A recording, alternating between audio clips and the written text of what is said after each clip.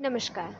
आज हम बात करेंगे भगवान विष्णु के छठे अवतार यानी कि परशुराम अवतार के बारे में। अगर आपने पिछले 5 वीडियोस नहीं देखे हैं इस दशावतार सीरीज़ के, तो उन सब का लिंक हमने डिस्क्रिप्शन बॉक्स में पिन कर दिया है। आप उन लिंक के ज़रिए जाकर वो वीडियोस देख सकते हैं। तो आइए शुरू करते हैं कथा परशुराम अवतार की।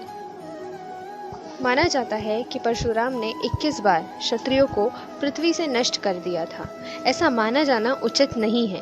क्षत्रियों का एक समाज है जिसे हैहय वंशी समाज कहा जाता है। वह समाज आज भी कायम है। इस समाज में एक राजा हुए सहस्त्रार्जुन। परशुराम ने इस राजा और इनके पुत्र और पौत्रों का ही वध किया था और माना जाता है कि उन्होंने इसके लिए 21 बार युद्ध किया था।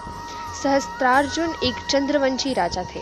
इन्हीं के पूर्वज थे महिष्मंत, जिन्होंने नर्मदा किनारे महिष्मती यानी कि आधुनिक महेश्वर नामक नगर बसाया। इन्हीं के कुल में आगे चलकर दुर्दुम के उपरांत कनक के 4 पुत्रों में से सबसे बड़े कृतवीर्य ने महिष्मती का सिंहासन को संभाला।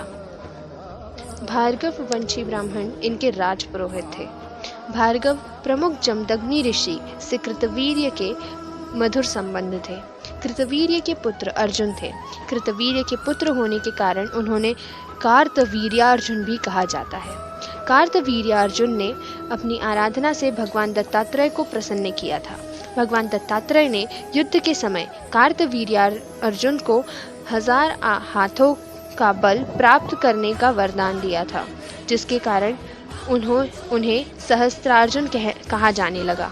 सहस्त्रार्जुन के पराक्रम से रावण भी घबराता था। ऋषि वशिष्ठ से शाप का भाजन बनने के कारण सहस्त्रार्जुन की मति मारी गई थी।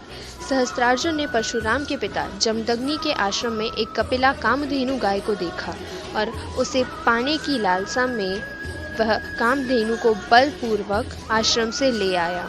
जब परशुराम को यह बात पता चली तो उन्होंने पिता के सम्मान के खातिर कामधेनु वापस लाने की सोची और सहस्त्रार्जुन से उन्होंने युद्ध किया। युद्ध में सहस्त्रार्जुन की भुजाएं कट गई और वह मारा गया। तब सहस्त्रार्जुन के पुत्रों ने प्रतिशोधवश परशुराम की अनुपस्थिति में उनके पिता जमदग्नि का वध कर डाला।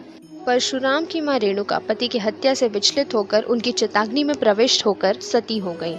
इस घोर घटना ने परशुराम को क्रोधित कर दिया और उन्होंने संकल्प लिया, मैं हैहय वंश के सभी क्षत्रियों का नाश कर दूंगा। क्षुब्ध परशुराम जी ने प्रतिशोधवश सर्वप्रथम हैहय की महिष्मती नगरी पर अधिकार कर लिया। कार्तवीर्यार्जुन के दिवंगत होने के बाद उनके 5 पुत्र जयध्वज, शूरसेन, शूर, वृष और कृष्ण अपने अस्तित्व की लड़ाई लड़ते रहे।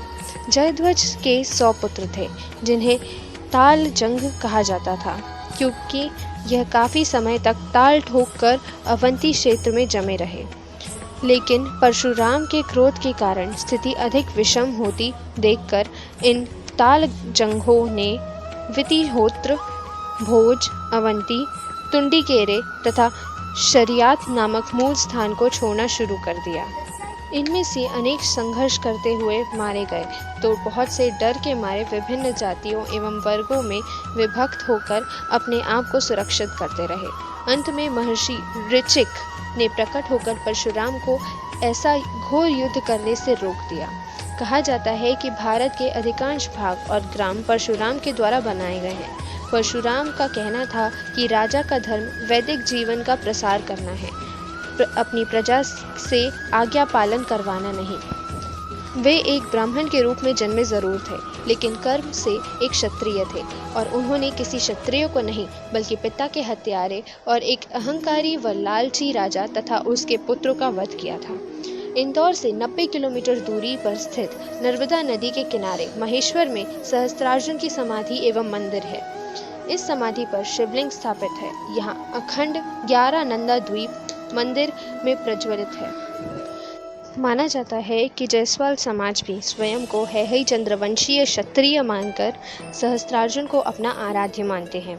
भगवान परशुराम ने समयानुकूल आचरण का जो आदर्श स्थापित किया है, वह युगों युगों तक मानव मात्र को प्रेरणा देता रहेगा। भगवान परशुराम इस पृथ्वी पर कुल 8 चिरंजीवियों में से एक हैं।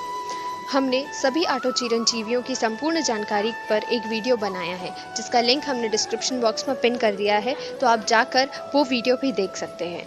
तो ये थी कथा भगवान विष्णु के छठवें अवतार परशुराम अवतार की। उम्मीद है आपको ये वीडियो अच्छा लगा होगा। आप हमारे वीडियो को लाइक, कमेंट और शेयर करें और हमारे चैनल को सब्सक्राइब करें। धन्यवाद।